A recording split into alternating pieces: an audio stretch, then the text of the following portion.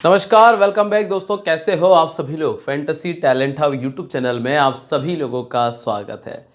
दोस्तों, last match जो India और आयरलैंड के बीच खेला गया था, वो मैच इंडिया बहुत ज़्यादा गंदे तरीके से हार गया था, लेकिन आज वापसी होगी इंडिया की। आज इंडिया जीतेगी इस मैच को, और इस मैच को जीतने में कौन कौन से खिलाड़ियों का हाथ रहेगा वो हम डिस्कस कर लेते हैं। वैसे पहले ही मैच में मेरे हिसाब से सूर्यवंशी को मौका दे देना चाहिए था, क्योंकि एक टुक प्लेयर तिलक वर्मा को टीम में रखने की टीम को कोई आवश्यकता नहीं है।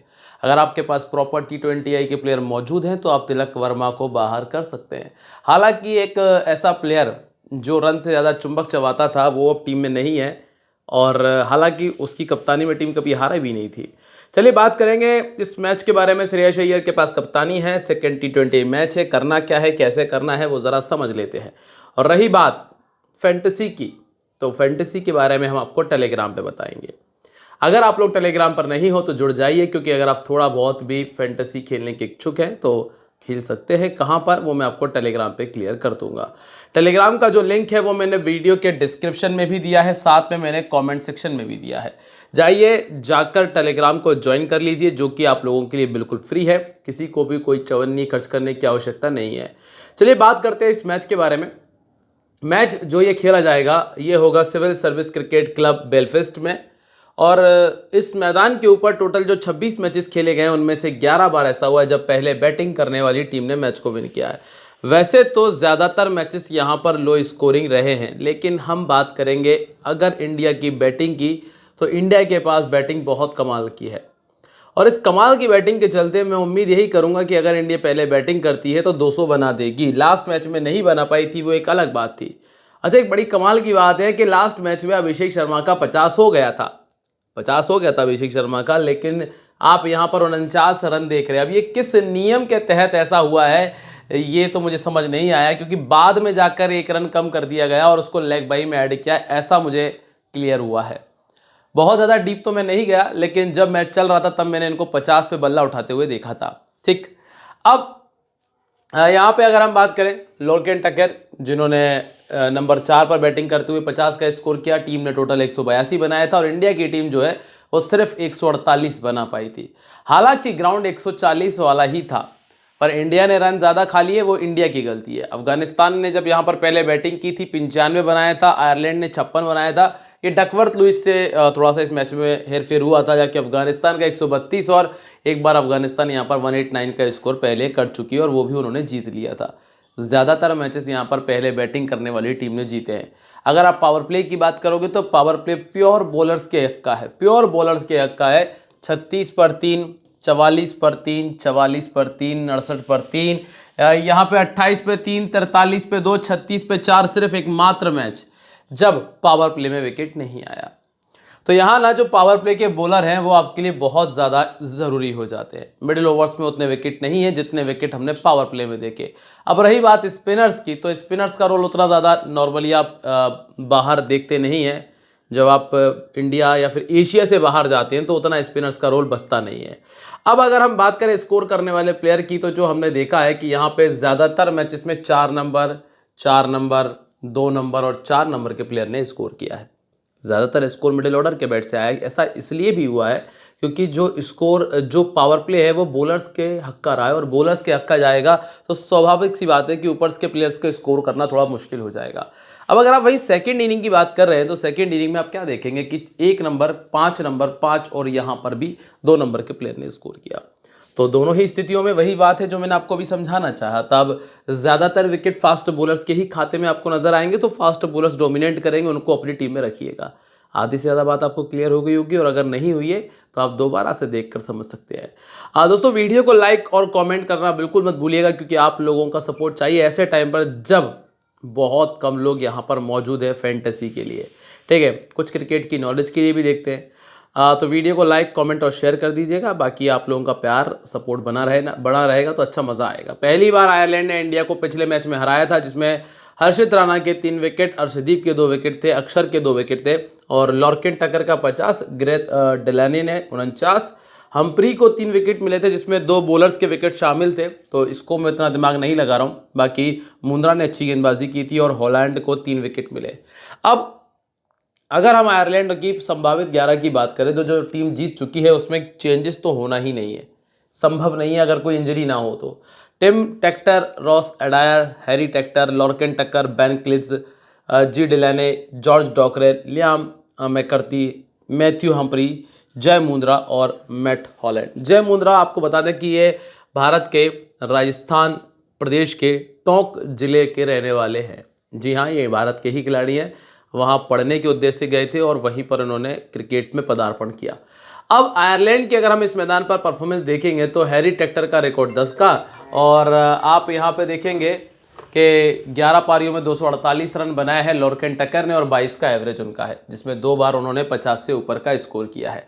ठीक है, सिर्फ एकमात्र जो ग्रेट डिलाने हैं इनका परफॉर्मेंस इस मैदान पर काफ़ी बेहतर रहा है, जिसमें मतलब 7 में 78 का स्कोर किया है इन्होंने, जिसमें अच्छा ही थोड़ा सा आगे पीछे हो गया। 126 का स्ट्राइक रेट है, 49 हाईएस्ट है। ठीक है, अब रही बात गेंदबाजी की तो 8 इनिंग में 7 विकेट मिले हैं डिलाने को, डोकरेल को मिले हैं 7 में 6 विकेट, मैथ्यू हम्प्री को 3 विकेट मिले हैं, 2 विकेट मुंद्रा को और 3 विकेट मिले हैं मैट हॉलैंड को। अब टिम टेक्टर की हम चर्चा कर रहे थे। देखो शुरुआत ठीक थी, काफ़ी ठीक थी, एवरेज मतलब स्ट्राइक रेट काफ़ी बेहतर रहा था। शुरू में 23 शॉट्स इन्होंने खेले थे, अर्शदीप को एक चौका लगाया था, एक छक्का भी अर्शदीप को लगाया था इन्होंने, जहाँ तक मुझे याद है। ठीक है, लेकिन देखो नई गेंद से विकेट की उम्मीद ज़्यादा है, इनका परफॉर्मेंस ओवरऑल उतना अच्छा है नहीं, तो टीम के विकेट के चांसेस मुझे लग भी रहे हैं। नंबर 2 पर आपको कौन मिलता है? रॉस एडायर हैं, जिनका 23 का एवरेज है, एक बार 50 और एक बार 100 कर चुके। ये प्लेयर थोड़ा बेहतर है, अगर आप थोड़ा सा अलग हटकर कुछ करना चाहते हैं तो उसमें रॉस को टीम में जगह दीजिएगा। बस इनको लेफ्ट आर्म बॉलर खेलने में दिक्कत आती है, चूंकि अर्शदीप आपको पहला ओवर करते हुए नजर आएंगे तो इनको दिक्कतें रहेंगी। फिर आते हैं हैरी टेक्टर की तरफ। हैरी टेक्टर इस टीम के एक बेहतर ऑलराउंडर, तो बहुत बेहतर ऑलराउंडर तो नहीं, लेकिन हाँ बहुत बेहतर बल्लेबाज है इस टीम के। मैं सिर्फ इस टीम से कंपेयर कर रहा हूँ, ऐसा नहीं कि आप कंपेयर करने बैठ जाओ इंडिया से या ऑस्ट्रेलिया से या किसी अदर टीम से। यहाँ कंपैरिजन में इसी टीम से कर रहा हूँ, और इस टीम में ये काफ़ी बेहतर बल्लेबाज है हैरी टेक्टर, जिनके पास 27 का एवरेज है, 450 है, 124 का स्ट्राइक रेट है, आप इनको रख सकते हैं। फिर आते हैं लॉर्कन, ये एक और बेहतर बल्लेबाज जो कि विकेट कीपिंग भी करते हैं, जिनके पास 28 इनिंग में 28 का एवरेज है और 127 का स्ट्राइक रेट है। इनको राइट आर्म फास्ट बॉलिंग खेलने में दिक्कत आती है, तो प्रसिद्धि कृष्णा जो कि हमारे आईपीएल के प्राइम बॉलर हैं, जो कि 57-50 रन से कम खाते ही नहीं है अंतर्राष्ट्रीय में उतरते ही, ये उनको परेशान करने की क्षमता रख सकते हैं। ठीक है, इसके बाद अगला नाम आएगा बेन क्लिज का। इस पर आपको ज़्यादा भी दिमाग लगाना नहीं है, एवरेज 17 का है और राइट आर्म मीडियम के सामने इनको थोड़ी दिक्कत आती है। जी डिलाने जो कि बैटिंग प्लस बॉलिंग आपको दोनों प्रोवाइड कर रहे हैं, एवरेज 23 का है, एक मात्र 50 इन्होंने किया है ये, और 20 विकेट इनके खाते में शामिल है। अब यहाँ अगर हम देखें, अगला नाम है जॉर्ज डॉकरेल का। अगर वनडे मैच होता ना तो मैं जॉर्ज डॉकरेल को अपनी टीम में जरूर जगह देता, चूंकि ये वनडे नहीं है तो जॉर्ज डॉकरेल की जगह मेरी टीम में नहीं बन पाएगी। यहाँ इनका एवरेज है 21 का, यहाँ 14 का एवरेज है। हर्षित राणा है जो कि इनको परेशान कर सकते हैं। अब अगर हम गेंदबाजी की बात करें तो देखो मैथ्यू हम्प्री को विकेट मिले थे, लेकिन जो कुछ विकेट थे उनके गेंदबाजों के थे, तो मैथ्यू हम्प्री उतने मेरी टीम में भी जगह नहीं बना रहे। 18 पारी में 26 विकेट इनके खाते में शामिल है। लेफ्ट आर्म ऑर्थोडॉक्स बॉलिंग करते हैं। जय मुंद्रा ने गजब की गेंदबाजी की थी, अगर आप बॉलिंग एक्शन देखोगे तो कुछ हद तक मिचेल जॉनसन से मिलता हुआ आपको इनका एक्शन नज़र आएगा। मिचेल जॉनसन को अगर आपने कभी गेंदबाजी करते हुए देखा हो तो स्टार्क प्लस जॉनसन थोड़ा सा मिक्सचर आपको नजर आएगा। जॉनसन को अगर आपने कभी देखा होगा तो आपको याद आएगा। एक पारी 2 विकेट, पहले बॉलिंग करते हुए 23, सेकंड बॉलिंग करते हुए 28 विकेट है, और मैट हॉलैंड को मिले थे एक इनिंग में 3 विकेट। आगे बढ़ते हैं, हम इंडिया की बात करते हैं। एकमात्र प्लेयर जिसने पिछले मैच में बढ़िया बैटिंग की, संजू, ईशान, श्रेयस, तिलक, वशी, शिवम, अक्षर। बैटिंग के नाम पे तो अर्शदीप भी कमाल की बैटिंग कर लेते हैं, लेकिन अब जो आदत टीम को पड़ चुकी है एक इमर्जिंग प्लेयर की, एक इम्पैक्ट प्लेयर की, वो नहीं मिल पा रहा है यहाँ पे। बल्लेबाजी तो आपको इन्हीं से करनी पड़ेगी। इसी मैदान पर इन सभी ने पहला मैच खेला था, और जो लास्ट मैच का स्कोर कार्ड है वही इनका यहाँ पर परफॉर्मेंस भी है।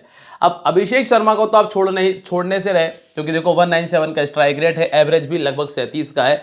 हालांकि चाहे ऊपर के जो भी 3-4 प्लेयर नहीं चले, चाहे हमें ये पता है कि टॉप ऑर्डर के स्कोर करने के चांस कम है, लेकिन फिर भी अगर आप जब स्मॉल लीग का कॉम्बिनेशन बनाते हैं तो वहाँ मजबूरी होती है कि आप नहीं छोड़ सकते इन्हें। संजू सैमसन जैसे प्लेयर को जो 28 का एवरेज और 97 का हाईएस्ट के साथ में 159 का स्ट्राइक रेट मेंटेन कर रहे हैं, प्लस ईशान किशन जो 203 के स्ट्राइक रेट को मेंटेन कर रहे हैं, और अय्यर जो कि 135 का स्ट्राइक रेट मेंटेन कर रहे हैं।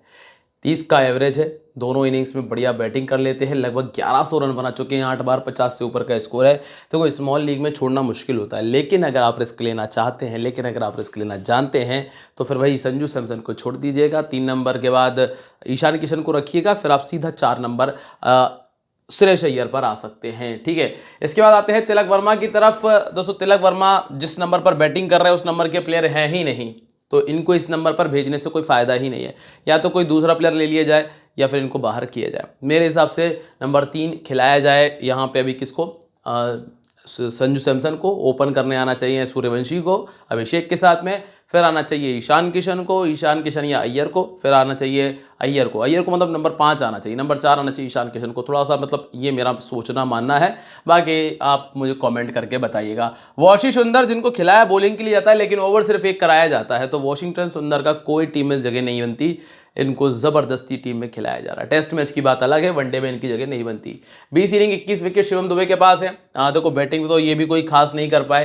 लास्ट मैच में 6 ओवर में 50 रन चाहिए थे, 30 गेंदों में 50 रन चाहिए थी, जो कि बनना चाहिए थे। चूंकि विकेट नहीं थे, लेकिन फिर भी शिवम दुबे अच्छे प्लेयर हैं, इनको बनाना चाहिए था। ठीक है, अक्षर पटेल 15 इनिंग 2 विकेट, ये कभी निराश नहीं करेंगे आपको। अक्षर पटेल आपको टीम में लेके चलना है। हर्षित राणा 9 इनिंग में 12 विकेट इनके पास है, ये भी बढ़िया प्लेयर है, चाहे वो कोटे से खेल रहे हो, लेकिन इस कोटे में भी अच्छी गेंदबाजी कर रहे हैं। हर्षदीप सिंह को आप ले लीजिएगा पावर प्ले की बॉलिंग के लिए, 34 विकेट इनके पास में मौजूद है। और अंतिम जो नाम है प्रसिद्धि कृष्णा है, जिनका अगर आप परफॉर्मेंस देखेंगे तो एक मैच के अंदर सिर्फ 34% गेंदें ही इनकी लौट जाती है, मतलब 70% गेंदों पे ये स्कोर देते हैं। तो इनका इकोनॉमी अगर आप देखोगे तो 9 या 10 के आसपास आपको मिलेगा। कैप्टन वाइस कैप्टन में शर्मा जी, ईशान, संजू, ये 3 बेटर ऑप्शन है। अगर आप थोड़ा सा नीचे रिस्क लेना चाहते हो तो अक्षर, मुंड्रा और हर्षित राणा पे ट्राई कर सकते हो।